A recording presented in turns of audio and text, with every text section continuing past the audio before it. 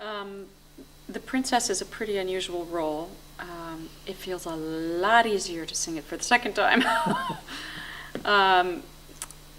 Yeah, I mean, both the film, the Jean Cocteau film, and Sam's production of this, you are not exactly sure what's real.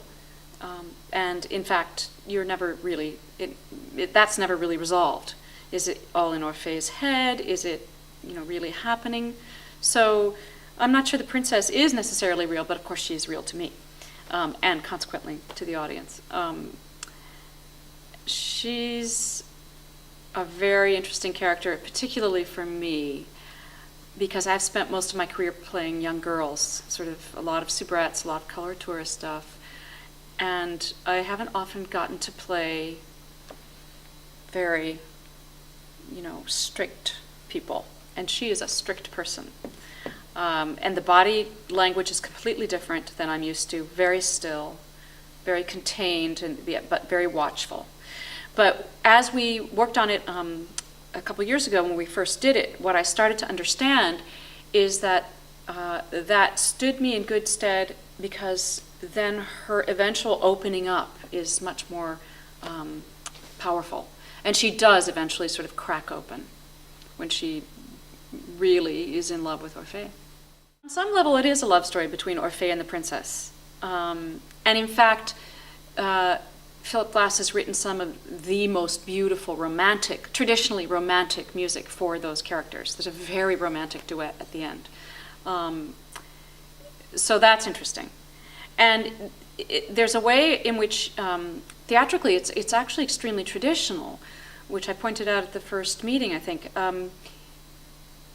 On some level, it is about a man being redeemed by a woman's love. The princess gives up her love for Orphée is, in the end, his redemption allows him to go back to his wife. Whether that's a positive or a negative thing is not necessarily clear, but the princess basically gives up her own desires to do what she thinks is the right thing for him.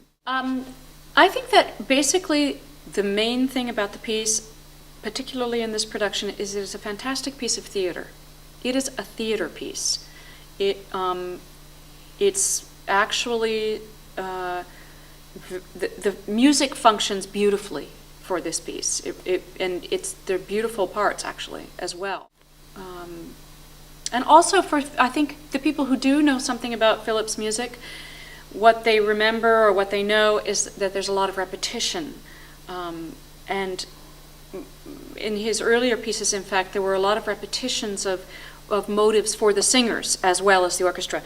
In this piece, that is not true for the singers. He actually there's no repetition of text. He actually set the Cocteau film verbatim. So everyone told me I was going to love it. Everyone said it is the greatest city. And I'm finding that to be true. I'm from the other Portland.